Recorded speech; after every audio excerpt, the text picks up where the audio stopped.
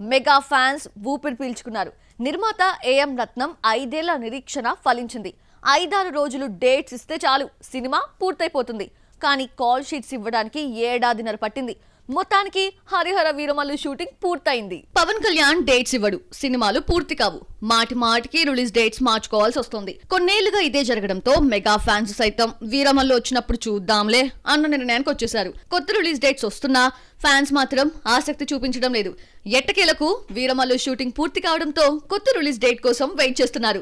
సినిమాని ఈ నెల 30th రిలీజ్ చేసే ప్లాన్ లో మేకర్స్ ఉన్నారట. పవన్ క్రిష్ కాంబినేషన్ లో హరిహర వీరమల్లు తీద్దామన్న ఆలోచన వచ్చి 5 ఏళ్లు దాటింది. 2020 జనవరిలో PSPK 27 అనే వర్కింగ్ టైటిల్ తో ఫోటోషూట్ నిర్వహించారు. అదే ఏడాది సెప్టెంబర్ లో మొదటి స్కెడ్యూల్ మొదలైంది. ఈ సినిమాని పక్కన పెట్టి భీమ్లా నాయక్, బ్రో పూర్తి చేశాడు పవన్. ఓజీ, ఉస్తాద్ భగత్ సింగ్ నే మొదలు పెట్టాడు.